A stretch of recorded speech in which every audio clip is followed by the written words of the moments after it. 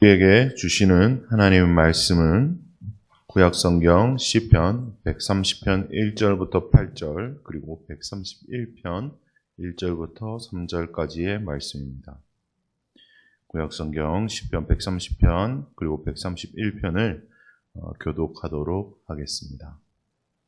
여호와여, 내가 깊은 곳에서 주께 부르짖었나이다. 주여, 내 소리를 들으시며 나의 부르짖는 소리에 귀를 기울이소서. 여호와여, 주께서 죄악을 지켜보실진대 주여 누가 서리이까? 그러나 사유하심이 주께 있음은 주를 경외하게 하심이니이다. 나 곧 내 영혼은 여호와를 기다리며 나는 주의 말씀을 바라는도다. 파수꾼이 아침을 기다림보다 내 영혼이 주를 더 기다리라니 참으로 파수꾼이 아침을 기다림보다 더 하도다. 이스라엘아, 여호와를 바랄지어다. 여호와께서는 인자하심과 풍성한 속량이 있음이라. 그가 이스라엘을 그의 모든 죄악에서 속량하시리로다. 여호와여, 내 마음이 교만하지 아니하고 내 눈이 오만하지 아니하오며 내가 큰 일과 감당하지 못할 놀라운 일을 하려고 힘쓰지 아니하나이다. 실로 내가 내 영혼을 고요하고 평안하게 하기를 젖된 아이가 그의 어머니 품에 있음 같게 하였나니 내 영혼이 젖된 아이와 같도다. 함께 읽겠습니다. 이스라엘아, 지금부터 영원까지 여호와를 바랄지어다. 아멘. 본문의 요절 말씀은 6절 말씀입니다. 130편 6절 말씀을 표시하시고 함께 읽어보도록 하겠습니다. 시작. 파수꾼이 아침을 기다림보다 내 영혼이 주를 더 기다리나니 참으로 파수꾼이 아침을 기다림보다 더 하도다. 아멘. 하나님 아버지, 오늘 하루의 시작도 주님의 말씀과 함께하게 하시니 감사를 드립니다. 주어진 하루를 말씀으로 가득 채워 말씀의 향기가 퍼뜨려지는 그런 사람이 되게 하여 주시옵소서. 오늘 내게 주어진 말씀이 송이꿀보다 더 단 경험을 하게 하시고 하나님의 음성을 듣는 귀한 시간이 되게 하여 주시옵소서. 부족한 종을 세우셨사오니 오직 주님께서 종의 입술을 주관하여 주시고 하나님의 마음과 음성을 잘 대변할 수 있는 은혜를 허락하여 주시옵소서. 감사와 찬양을 드리며 살아계신 우리 주 예수 그리스도의 이름으로 기도하옵나이다. 아멘. 오늘 본문의 말씀을 가지고 나는 살아있는 그리스도인인가? 라는 제목으로 하나님의 말씀을 전하겠습니다. 따라해 보겠습니다. 나는 살아있는 그리스도인인가? 그렇습니다. 오늘 이 두 가지 시편을 가지고 나는 살아있는 그리스도인인가? 라는 제목으로 하나님의 은혜를 나누겠습니다. 오늘 본문 말씀은 시편 가운데서도 성전에 올라가는 노래로 꼽히는 노래들입니다. 성전에 올라가는 노래에 대해서는 어제 김규희 목사님께서 잘 설명을 해주셨기 때문에 따로 설명을 드리지 않겠습니다만은 오늘 본문 중 130편은 성전에 올라가는 시편인 동시에 시편의 7편의 참회 시가 있는데 그 중에 하나입니다. 참 귀한 시편이죠. 이 시편 130편은 자신의 죄를 회개하고 참회하는 사람들이 교회 속으로 다시 받아들여질 때 그런 의식에서 종종 사용되는 시편이었습니다. 이 시편 130편은 크게 4가지 단락으로 구분해 볼 수 있겠는데요. 먼저 1절과 2절을 묶어서 제목을 붙이면 하나님을 향한 열망이라고 붙일 수 있겠습니다. 하나님을 향한 열망. 그리고 3절과 4절을 묶어서 하나님 앞에서의 회개라고 말할 수 있겠습니다. 그리고 5절과 6절을 묶어서 하나님을 기다림이라 말할 수 있겠습니다. 하나님을 기다리는 내용들이 주를 이루고 있고요. 그리고 마지막으로 7절과 8절을 묶어서 하나님에 대한 기대라고 말할 수 있겠습니다. 이렇게 크게 4가지 정도로 나누어 볼 수 있는 이 130편은 하나님을 향한 열망, 그리고 하나님 앞에서의 회개, 그리고 하나님을 기다림, 그리고 하나님에 대한 기대로 이루어진 짧은 참회 시입니다. 그리고 131편은 다윗이 하나님께서 다윗에게 은혜를 주셔서 그가 헛된 영광을 구하지 않고 낮아져서 겸손하게 하게 하신 것을 감사드리며 지은 시편입니다. 이 131편의 역사적 배경을 좀 더 살펴보자면 대부분의 학자들이 동의하는 바는 공통적으로 이 이야기는 사울과 그의 신하들이 다윗을 중상모략해서 그가 하나님의 택하심을 받았다는 미명하에 마음이 교만해져 가지고 이 이스라엘 나라를 차지하려는 야심을 품고 있다라고 비방을 했었습니다. 그때 다윗은 그 비방에 대한 답변으로 이 시편을 지었다라고 하는 것이 학자들의 공통된 의견입니다. 다윗은 이 131편을 통해서 다음과 같은 것들을 하나님께 호소하는데요. 1절에 그가 높거나 큰 일을 도모하지 않았음을 밝히고 있습니다. 2절을 통하여 하나님께서 다윗에게 전해주신 모든 처지 속에서 지극히 평온함을 누리고 있다는 것을 고백했으며, 마지막으로 모든 이스라엘 백성들이 자기처럼 하나님을 의지할 것을 촉구하는 시로 끝맺음하고 있습니다. 오늘 우리는 이 두 가지 시편을 통해서 나는 살아있는 그리스도인인가? 라는 주제로 하나님과 어떤 친밀감을 누리고 있는지 점검하며 또 내 영혼의 상태는 지금 어떠한가에 대해 살펴보며 결국 우리는 하나님과 어떤 친밀감을 누려야 하는지에 대해서 말씀을 통해 묵상해 보고자 합니다. 첫 번째 주안점입니다.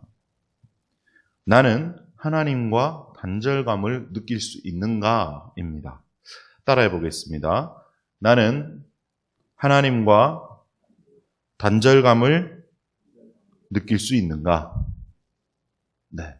나는 하나님과 단절감을 느낄 수 있는가? 아주 중요한 질문입니다. 세상에 이런 말이 있죠. 아프니까 청춘이다. 혹시 들어보셨나요? 아프니까 청춘이다. 저는 사실 이 말에 동의하지 않습니다. 아프니까 청춘이다라고 말하지 않아요. 저는 어떻게 말하냐면 아프니까 살아있다라고 이야기합니다. 아프다는 것은 내가 살아있다는 증거입니다. 하나님과의 단절감을 느낄 수 있는가? 내가 살아있는 그리스도인인가? 알아보기 위해서 던질 수 있는 아주 중요한 질문이라는 것입니다.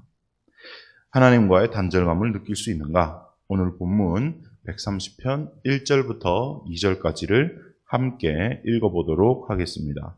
시작. 여호와여, 내가 깊은 곳에서 주께 부르짖었나이다. 주여, 내 소리를 들으시며 나의 부르짖는 소리에 귀를 기울이소서. 아멘. 이 130편의 시편의 화자는 자신이 처해 있는 곳이 깊은 곳이라고 정의하고 있습니다. 물리적으로 깊은 곳에 갇혀서 이 시편을 짓지는 않았겠죠. 그렇다면 어떤 이야기입니까? 자신의 심령이 지금 깊은 곳에 수렁에 빠져 있다라는 이야기입니다. 그리고 그냥 기도한다라고 말하지도 않았고 읊조린다라고도 이야기하지 않았습니다. 뭐라고 기록되어 있습니까? 두 번에 걸쳐서 부르짖다라고 이야기하고 있습니다. 이 부르짖다라고 번역된 원어는 히브리어로 카라라는 동사인데요. 이것은 말 그대로 외치는 소리입니다. 외치는 소리. 전쟁에서 아주 먼 후방의 부대까지 명령을 전달하기 위해서 외치는 소리를 표현할 때 이 카라라는 동사를 사용합니다. 말 그대로 아주 큰 소리로 부르짖는다는 거죠. 그럼 이 외침은 깊은 구덩이에 빠졌을 때 살려달라고 외치는 소리와 동일한 소리입니다. 곧 죽을 것 같은 사람이 모기 소리로 살려주세요 라고 하지 않죠. 어떻게 하겠습니까? 젖먹던 힘을 다해 살려주세요 라고 크게 외치는 것입니다. 시편의 화자는 죽을 것 같은 깊은 심연에서 하나님께 부르짖을 수밖에 없는 자신의 상태를 잘 알았다는 것입니다. 어떤 상태입니까? 바로 죄악으로 인해서 하나님과 단절된 상태입니다. 본문 130편 3절과 4절을 함께 읽어보도록 하겠습니다. 3절과 4절 읽어보겠습니다. 시작. 여호와여 주께서 죄악을 지켜보실진대 주여 누가 서리이까? 그러나 사유하심이 주께 있음은 주를 경외하게 하심이니이다. 곰곰이 생각해 보니까 자신의 죄가 하나님과의 소통을 가로막고 하나님의 임재를 차단하고 있다는 것을 발견했습니다. 곧 자신의 영혼이 깊은 수렁에 빠져 있는 것 같은 단절감을 느끼게 된 것입니다. 그래서 본 시편의 화자는 자신이 깊은 곳에서 하나님께 부르짖는다고 고백한 것입니다. 또한 화자는 자신이 죄인이지만 주님께서는 사유하시는 분, 즉 죄를 사하여 주시는 분이심을 고백하며 하나님과의 친밀감을 회복하려고 합니다. 사랑하는 성도 여러분, 우리는 어떻습니까?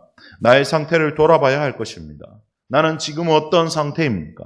하나님과의 관계가 죄로 인해 단절되어 있지는 않습니까? 아니, 죄로 인해 단절되어 있다는 느낌 자체가 있으십니까?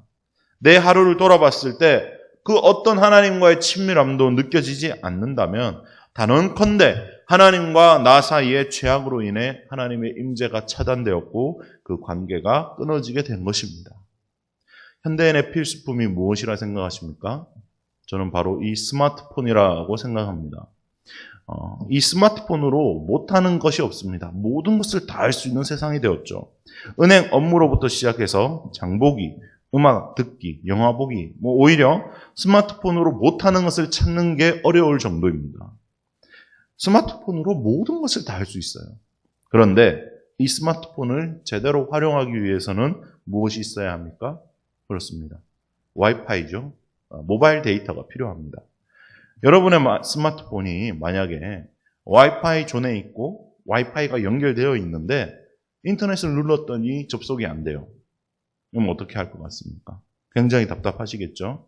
와이파이뿐만이 아니라 LTE 표시도 정상적으로 뜨는데 내 핸드폰이 인터넷 접속이 안 된다. 그럼 여러분의 선택지는 뭘 것 같습니까? 1번. 안 되니까 버리고 새로 100만 원 주고 최신 폰을 산다. 2번. 안 되면 안 되는 대로 그냥 쓴다. 3번. 수리점 가서 문제가 무엇인지 확인하고 고쳐달라고 한다. 몇 번이십니까? 네, 3번이죠. 네, 3번입니다. 핸드폰, 인터넷이 안 되는 것은 이렇게 예민하게 반응하는데 정작 하나님과의 연결이 안 되는 건 어떻게 반응하고 계십니까? 기도해도 아무런 응답이 없고 애초에 기도도 제대로 안 하고 세상 사람들과 똑같이 죄짓고 살면서도 아무런 양심의 가책도 없고 예배생활 그냥 대충대충 하고 그저 주일 성수만 하면 그리스도인으로서의 모든 책무를 다한 것처럼 여기고 영혼 구원에는 관심도 없고 그저 흘러가는 대로 하나님의 임재가 없어도 하나님과의 친밀감이 느껴지지 않는다 해도 내 삶에 아무런 문제가 없다면 그 어찌 그리스도인이라 말할 수 있겠습니까? 단절감을 못 느낀다는 것은 죽었다는 것과 동의어입니다. 동의어. 단절된 것 때문에 아파해야 하는 것입니다.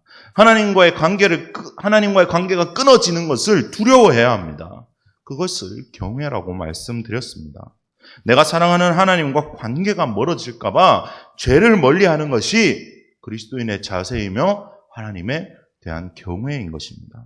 하나님께 벌 받을까봐 그러는 것이 아니라 하나님과의 누리던 이 친밀함이 끊어질까봐, 내가 누리는 친밀감이 살아질까봐, 내가 누리고 있는 하나님의 임재가 더 이상 나에게 오지 않을까봐 하나님 앞에서 죄를 짓는 것을 두려워하고 하나님의 뜻대로 살아가는 것이 바로 호람데오의 삶입니다.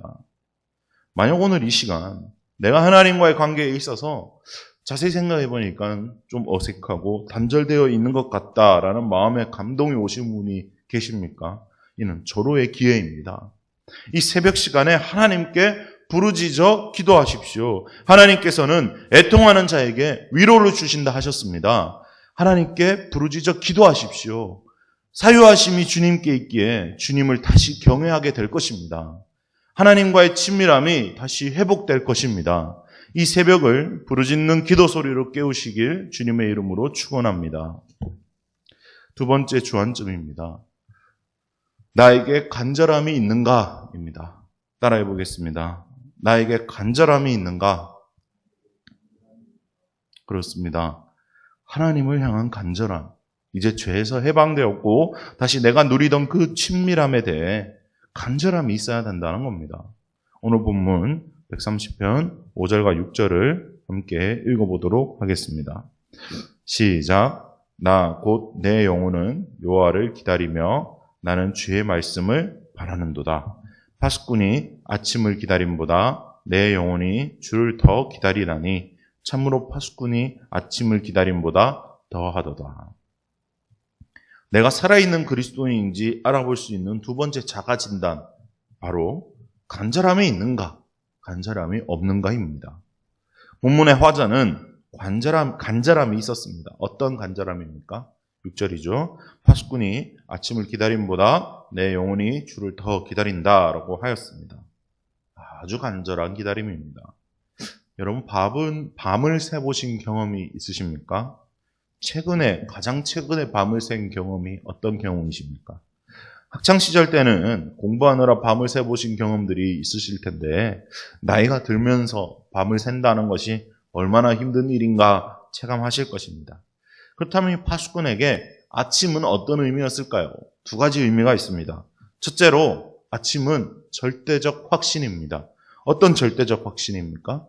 아침이 온다는 것을 확신하는 겁니다. 아침이 온다는 것은 경험으로 누가 가르쳐주지 않아도 아는 것입니다. 이는 하나님을 체험한 자의 고백과 동일합니다. 아침이 어김없이 오는 것처럼 하나님의 임재도 죄를 회개한 나에게 어김없이 올 것이다 라는 확신입니다. 하나님의 친밀함을 누려본 자는 압니다.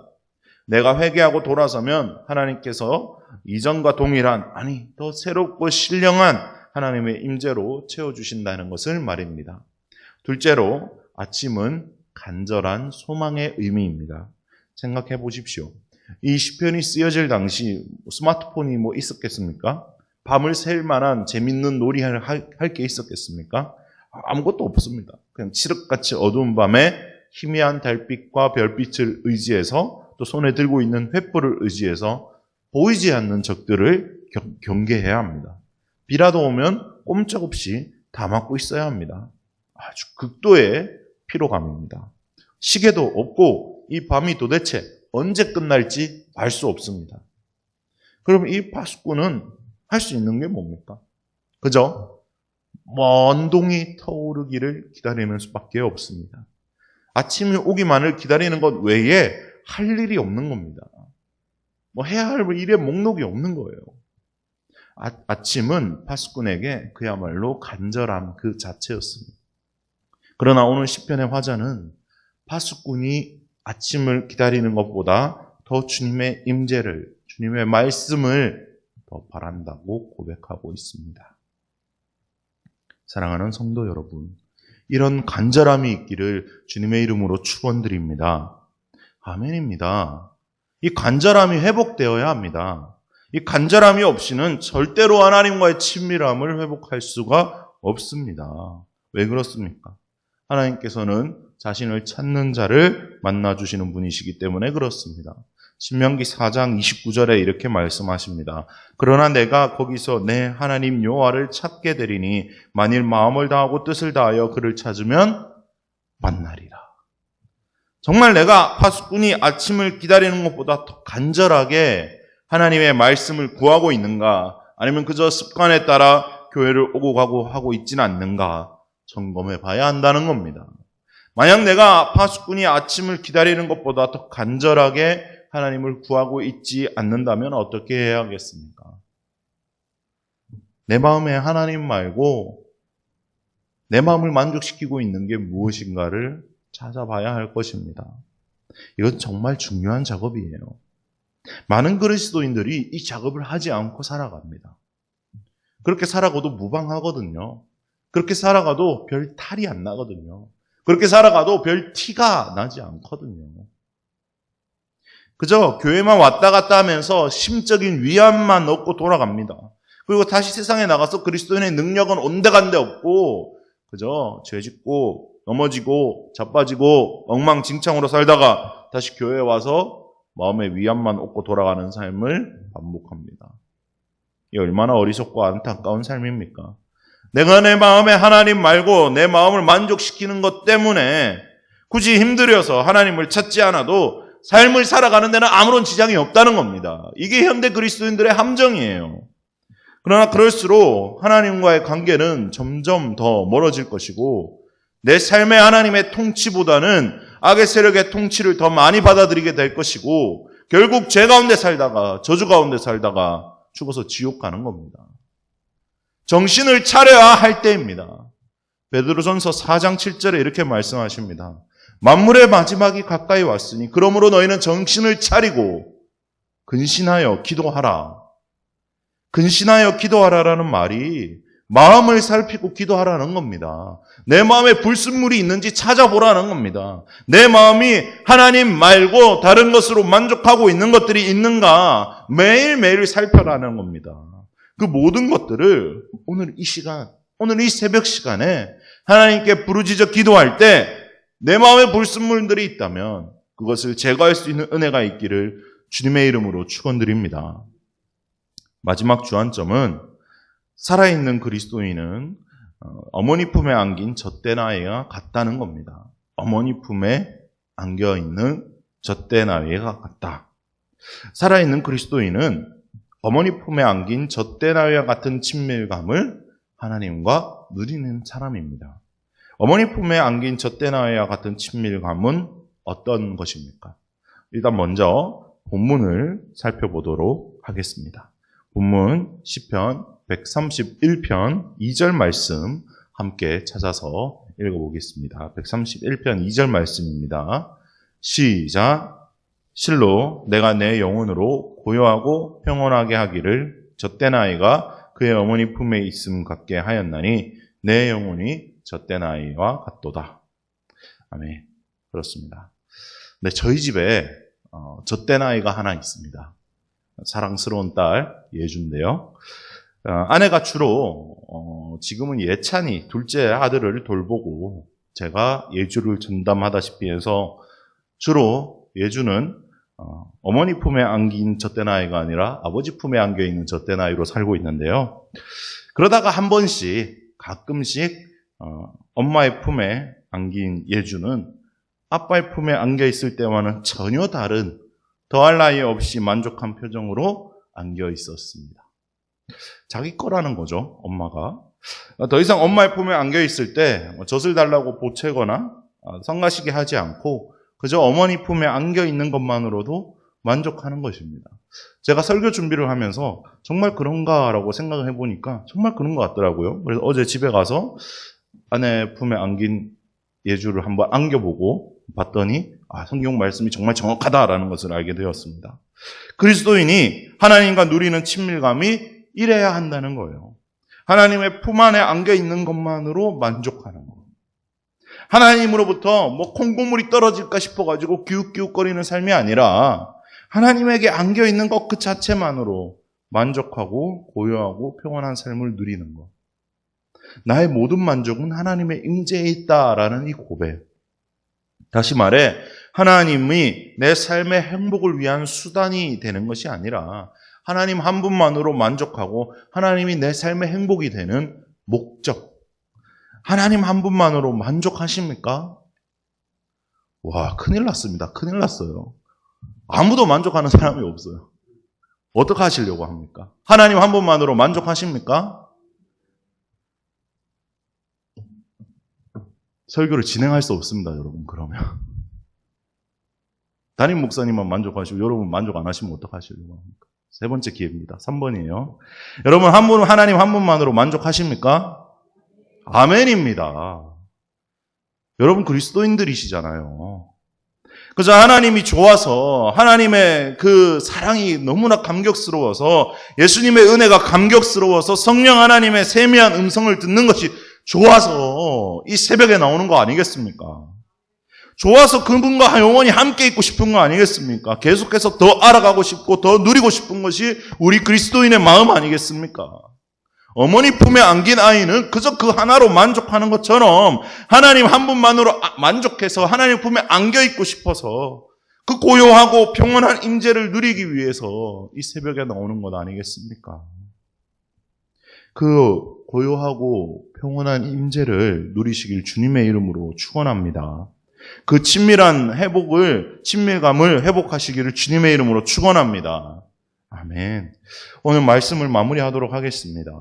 나는 살아있는 그리스도인인가? 라는 제목으로 하나님의 말씀을 함께 묵상해 보았습니다.